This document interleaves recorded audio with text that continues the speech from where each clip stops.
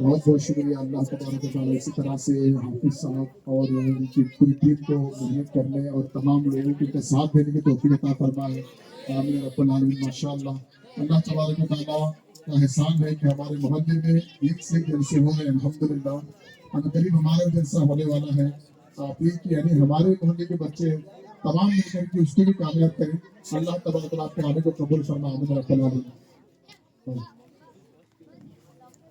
نعرے تکبیر، نعرے رسالت، علماء اہل سنت، علماء اہل سنت.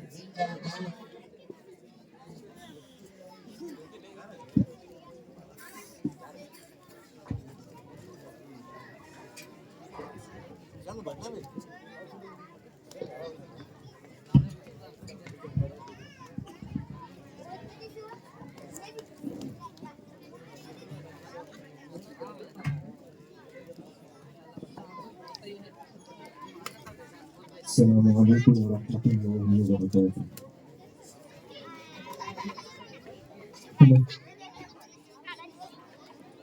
الحمد للہ رب العالمین والعاقبۃ للمتقین والصلاة والسلام علی سیدنا وسید الانبیاء والمرسلین اما بعد. أعوذ بالله من الشيطان الرجيم بسم الله الرحمن الرحيم. قل هل يستوي الذين يعلمون والذين لا يعلمون. صدق الله العظيم. وقال رسول الله صلى الله تعالى عليه وسلم إنما بعثت معلما. صدق رسوله النبي الأمين المتين المبين المختار الكريم. ونحن على ذلك لمن الشاهدين والشاكرين والذاكرين والحمد لله رب العالمين. عزیزان ملت اسلامیہ، منبر رسول پر جمع دار ذمہ داران محلہ اور میری ماں اور بہنیں، آئیے کچھ معروضات پیش کرنے سے قبل ہمارا اپنے کا انتہائی ادب و احترام کے ساتھ گنبد خضرا کی جانب لو لگا کر آقا کریم صلی اللہ تعالیٰ علیہ وسلم کی مقدس بارگاہ میں جھوم جھوم کر درود پاک کا ہدیہ پیش کریں. اللہم صلی علی سیدنا و مولانا محمد معدن الجود والکرم وآلہ وبارک وسلم. صلاۃ وسلام علیک یا رسول اللہ صلی اللہ تعالیٰ علیہ وسلم. الحمدللہ میں اپنی آنکھوں سے دیکھ پا رہا ہوں کہ منبر رسول پر محلے کے ذمہ داران بیٹھے ہوئے ہیں.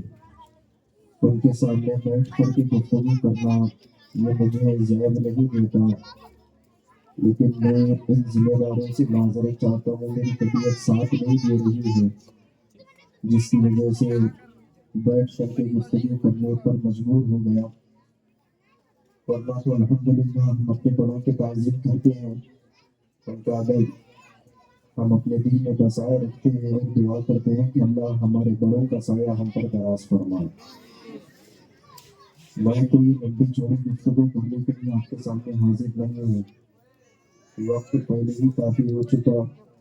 بس چند جملے آپ کے سامنے میں بتانے کے لیے آیا ہوں. چند جملے آپ کی سماعتوں کے حوالے کر کے انشاءاللہ اپنی گفتگو کو جلد از جلد ختم کرنے کی کوشش کروں گا.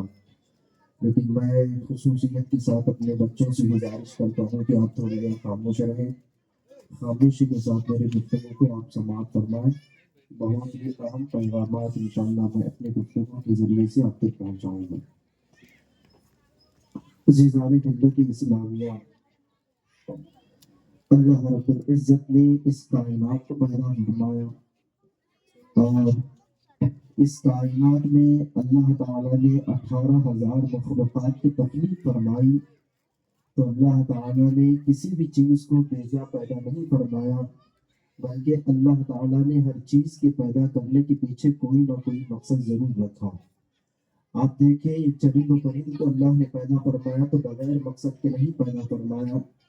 یہ دریا و دجلہ کو اللہ نے پیدا فرمایا تو بغیر مقصد کے نہیں پیدا فرمایا. یہ زمین و آسمان کو اللہ نے پیدا فرمایا تو بغیر مقصد کے نہیں پیدا فرمایا. یہ آسمان میں ستاروں کی جھرمٹ کو اللہ نے پیدا فرمایا تو بغیر مقصد کے نہیں پیدا فرمایا. یہ چاند و سورج کو اللہ نے پیدا فرمایا تو بغیر مقصد کے نہیں پیدا فرمایا. اللہ نے ہم انسانوں کو بنایا تو بغیر مقصد کے نہیں پیدا فرمایا. اللہ تعالیٰ نے جنوں کی تخلیق فرمائی تو بغیر مقصد کی نہیں فرمائی، بلکہ ہر چیز کو پیدا کرنے کے پیچھے کوئی نہ کوئی مقصد ضرور پوشیدہ ہے. اللہ تبارک و تعالیٰ نے اس زمین کو پیدا فرمایا تو اس کے پیچھے مقصد یہ بنایا گیا کہ انسان اس زمین پر قرار پا سکے، اور اللہ رب العزت نے آسمان کو پیدا فرمایا تو اس کے پیچھے مقصد یہ رکھا کہ اس آسمان کو انسانوں کے سروں پر چھت کے طور پر سجایا گیا. اللہ رب العزت نے آسمان پیدا فرمایا اور اس کے ذریعے سے اللہ نے بارش نازل فرمائی، تو اللہ تبارک و تعالیٰ نے اس بارش کو بھی بغیر مقصد کے نہیں پیدا فرمایا، بلکہ اس بارش کا بھی ایک مقصد ہے کہ یہ بارش زمین کو تر و تازہ رکھ سکے اور اس تر و تازگی کے ساتھ زمین سے پھل اور سبزیاں اگ سکے اور انسان ان کو کھا کر کے اپنا پیٹ بھر سکے، انسان ان کو کھا کر کے سیراب ہو سکے. عزیزان ملت اسلامیہ، الغرض یہ اللہ رب العزت نے اس کائنات میں جتنی بھی چیزیں پیدا فرمائی، چاہے وہ باریک سے باریک ذرات ہی کیوں نہ ہو، اللہ تعالیٰ نے بغیر کسی وجہ کے نہ پیدا فرمائی، بلکہ ہر چیز کے پیدا کرنے کے پیچھے کوئی نہ کوئی مقصد ضرور پوشیدہ ہے. لیکن عزیزان ملت اسلامیہ، آج ہم اور آپ 12 ربیع الاول شریف کی خوشی میں یہاں پر جمع آئے ہیں. آج ہم اور آپ اللہ کے رسول صلی اللہ تعالی علیہ وسلم کی میلاد کی خوشی میں یہاں پر جمع ہوئے ہیں. آج ہم اور آپ اللہ کے حبیب صلی اللہ تعالی علیہ وسلم کے آمد کی خوشی منانے کی خاطر یہاں پر جمع ہوئے ہیں. آج ہم اور آپ اللہ کے رسول پیغمبر اعظم صلی اللہ تعالی علیہ وسلم کا میلاد پڑھنے کے لیے یہاں پر جمع ہوئے ہیں. لیکن عزیزان مکرم، آئیے میں آپ کو بتاؤں، اللہ رب العزت نے اپنے محبوب کو اس فرش گیتی پر مبعوث فرمایا. اللہ رب العزت نے اپنے محبوب صلی اللہ تعالی علیہ وسلم کو اس دنیا میں بھیجا ہے. تو سوال یہ پیدا ہوتا ہے کہ کیا اللہ رب العزت نے بغیر مقصد کے اپنے محبوب کو بھیجا؟ کیا اللہ رب العزت نے بغیر کسی سبب کے اپنے محبوب کو اس دنیا میں بھیجا؟ کیا اللہ رب العزت نے بغیر کسی وجوہات کی بنا پر اللہ رب العزت نے اپنے محبوب کو بھیجا؟ تو آئیے میں آپ کو بتاؤں، اللہ رب العزت نے اس کائنات کے ہر ذرے کو پیدا فرمایا تو بغیر کسی وجہ کے نہ پیدا فرمایا. تو جب اللہ نے اپنے محبوب کو بھیجا تو بغیر وجہ کے نہ بھیجا، بلکہ بھیجنے کے پیچھے کئی ساری وجوہات پوشیدہ ہیں، کئی ساری وجوہات ہمیں ملتی ہیں. عزیزان مکرم، اگر ہر وجہ پر گفتگو کرنے لگ جائے تو وقت کافی نکل جائے گا.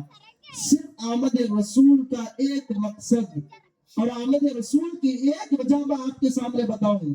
اللہ کے رسول پیغمبر اعظم صلی اللہ تعالی علیہ وسلم خود ارشاد فرماتے ہیں، انما بعثت معلما، یعنی اللہ رب العزت نے مجھے معلم بنا کر کے دنیا میں بھیجا. اللہ رب العزت نے مجھے استاد بنا کر کے دنیا میں بھیجا. اللہ رب العزت نے مجھے ٹیچر بنا کر کے دنیا میں بھیجا. تو پتہ یہ چلا، جہاں آمد رسول کے کئی سارے مقاصد ہیں، ان مقاصد میں سے ایک مقصد آمد مصطفیٰ کا یہ بھی ہے کہ اللہ رب العزت نے اپنے محبوب کو، اپنے محبوب کی امت کو علم سکھانے کے لیے بھیجا.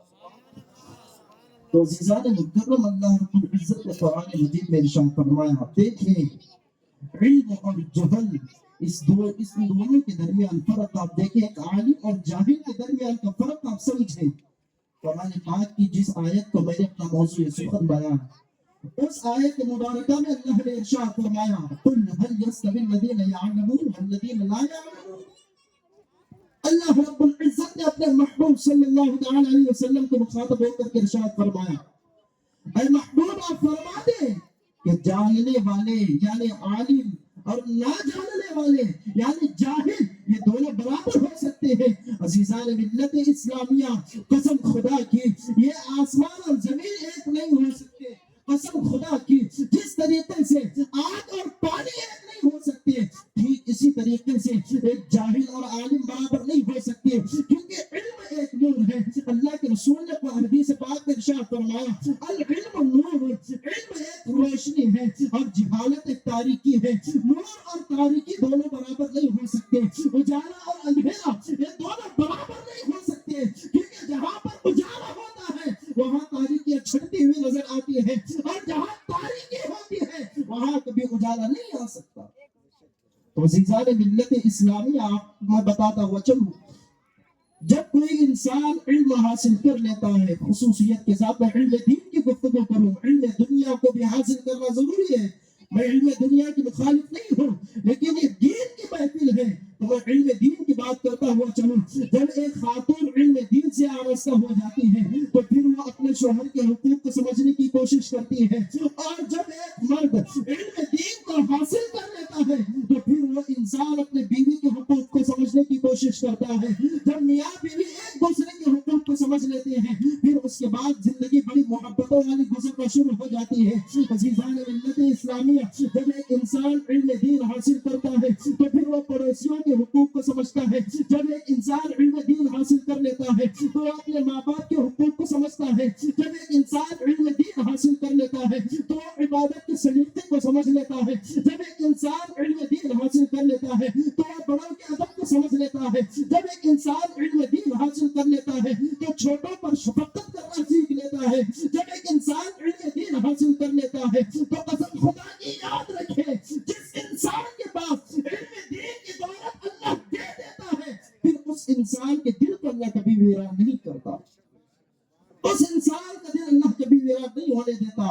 عزیزان مکرم، آپ احادیث اٹھا کر کے دیکھیں تو آپ کو پتا چلے گا اللہ کے رسول پیغمبر اعظم علیہ السلام تسلیم نے احادیث میں جا بجا مقامات پر علم دین کے حاصل کرنے کے فضائل بتا کر صحابہ کرام کے دلوں میں علم دین کی روشنی کو پیدا فرمایا۔ اللہ کے رسول علیہ السلام تسلیم نے ایک مقام پر ارشاد فرمایا تدارس العلم ساعة من اللیل خیر من احیائها۔ اللہ کے رسول علیہ السلام ارشاد فرماتے ہیں رات کی ایک گھڑی علم دین سیکھنا یا سکھانا رات بھر کی عبادت سے افضل ہے۔ ایک مقام پر ارشاد فرمایا گیا العالم اشد خیر من الف عابد۔ اللہ کے رسول علیہ السلام ارشاد فرماتے ہیں کہ ایک عالم دین 1000 عابدوں پر افضل ہوتا ہے۔ اس کے پیچھے کی وجہ میں آپ کو بتاؤں، اس کے پیچھے کا پس منظر میں آپ کو بتاؤں۔ ایک مرتبہ کی بات ہے کہ ایک بندہ جو ہے ایک مرتبہ کی بات ہے، آپ نے وہ واقعہ بڑا سنا ہوگا کہ شیطان کا تخت پانی پر لگا ہوا تھا، شیطان اپنے چیلوں سے حساب لے رہا تھا کہ آج تم نے کون سے کام کارنامے انجام دیے، آج تم نے کس کو بہکایا، آج تم نے کس کو گناہ میں ملوث کیا۔ تو ہر کوئی آ رہا تھا اور اپنی اپنی رپورٹ دے رہے تھے کہ ایک شیطان نے کہا کہ میں نے فلاں انسان سے زنا کروا دیا، شیطان خوش ہوا اور اس کو بھیج دیا گیا۔ پھر اس کے بعد ایک چیلا آیا اور کہنے لگا میں نے فلاں انسان سے چوری کروا دی، شیطان خوش ہوا، پھر اس کو وہاں سے ہٹا دیا گیا۔ پھر دوسرا چیلا آیا اور اس سے رپورٹ لی گئی تو اس نے بتایا کہ میں نے فلاں میاں بیوی کے درمیان جھگڑے کروا دیے، تو پھر شیطان خوش ہوا، اس کو وہاں سے بھیج دیا۔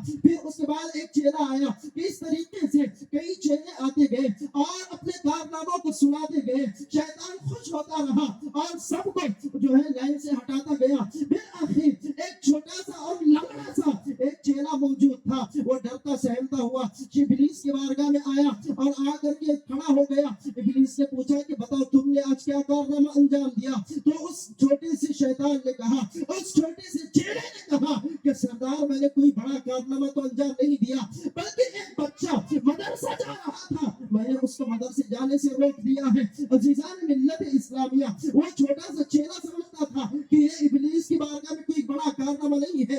عزیزان مکرم، جیسے ہی اس چھوٹے چیلے نے اپنے اس کارنامے کو بتایا تو پھر شیطان خوش ہو گیا، اپنے تخت سے اٹھ کر کھڑا ہو گیا، اس چھوٹے سے چیلے کو لے کر کے گلے لگا لیا اور اس کا ماتھا چومنے لگا۔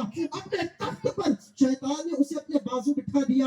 اب تمام جو اور چیلے تھے وہ پریشان ہو گئے، آخر ہم نے بڑے بڑے کارنامے انجام دیے، اب کسی نے زنا کروا دیا، کسی نے چوری کروا دی، کسی نے میاں بیوی کے درمیان جھگڑے کروا دیے۔ اس چھوٹے سے چیلے نے بس ایک چھوٹے سے بچے کو بہکا کر مدرسہ جانے سے کیا روک دیا؟ ابلیس تو اس کو انعامات سے نواز رہا ہے، اب رہا نہ گیا تو چیلوں نے ابلیس سے سوال کر لیا۔ ابلیس نے کہا کہ نادانو، یہ تمہیں چھوٹا سا کام لگتا ہے، یہ मिसाल तुम्हें दूं, ये कह करके इब्लीस अपने चेलों को लेकर के एक जंगल में चला गया। एक जंगल में जा करके देखा कि वहां पर एक मस्जिद थी और एक जो है फजर की नमाज का वक्त था। इब्लीस ने अपने तमाम चेलों को दरख्तों के पीछे छुपने का हुक्म दिया। तमाम चेले दरख्तों के पीछे छुप गए। इब्लीस एक छोटी सी शीशी लेकर एक मस्जिद के रास्ते पर खड़ा हो गया। अब कुछ ही देर में देखा कि एक आबिद है, यानी इबादत गुजार है। उसका मामूल ये था कि रात भर इबादत में गुजार लेता, दिन भर रोजे से रहता। इस तरीके से मुकम्मल जिंदगी इबादत और रियाजत में गुजर रही थी। अजीजान मुकर्रम, वो जो है आबिद उस रास्ते से गुजर कर मस्जिद की तरफ जा रहा था ताकि जमात के साथ फजर की नमाज अदा कर सके। वो जैसे ही करीब आया, आने के बाद इब्लीस उसकी तरफ बढ़ता है और एक छोटी सी शीशी उस आबिद को दिखाता है। वो सिर्फ इबादत गुजार था, उसके पास इल्म नहीं था। याद रखिए, आपको मैं मिसाल दे रहा हूँ, अल्लाह के रसूल का जो फरमान है कि एक आलिम 1000 आबिदों पर अफजल है, इसकी मिसाल मैं आपको दे रहा हूँ। तो वो जो है जाहिल आ रहा था और वो इबादत गुजार था। अब इब्लीस उसका रास्ता रोक लेता है और रोक करके कहने लगा कि आपसे एक सवाल पूछना है, बस कुछ लम्हे आप मुझे अपने दे दे। तो उस आबिद इंसान ने कहा कि जल्दी पूछो, क्या पूछना है, नमाज का वक्त निकला जा रहा है। तो वो इब्लीस एक छोटी सी शीशी उस आबिद को दिखाता है और फिर पूछने लगा कि मैं आपसे ये सवाल करना चाहता हूँ कि क्या इस पूरी दुनिया को अल्लाह रब्बुल इज्जत इस छोटी सी कांच की बोतल में डाल सकता है? तो फिर वो आबिद मुस्कुराने लगा और कहने लगा, लगता है बेवकूफ मालूम होते हो, इतनी बड़ी दुनिया है और ये इतनी छोटी सी शीशी है, इतनी बड़ी दुनिया को अल्लाह रब्बुल इज्जत इस छोटी सी शीशी में कैसे दाखिल कर सकता है? इतना कहा तो इब्लीस ने उसका रास्ता छोड़ दिया। कहा कि हुजूर, बस एक सवाल था, आप निकल जाए, आपका रास्ता साफ है।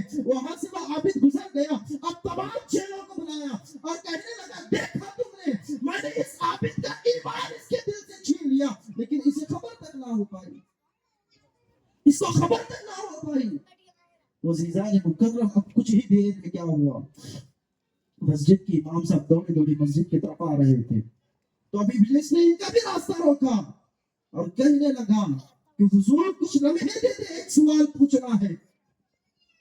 तो फिर कहा, इमाम साहब ने जवाब दिया कि नहीं, अभी नहीं, नमाज के बाद, नमाज का वक्त निकला जा रहा है। तो इब्लीस ने रास्ता रोका और कहा कि नहीं हुजूर, बस एक छोटा सा सवाल है, आप जवाब दे दें, फिर आपका रास्ता साफ है, आप जा सकते हैं। तो जीज़ान मिल्लत इस्लामी इमाम साहब आलिम दीन थे, दीन का इल्म जानते थे। तो फिर इमाम साहब ने पूछा कि बताओ सवाल क्या है। तो इब्लीस ने फिर से वो शीशी इमाम साहब के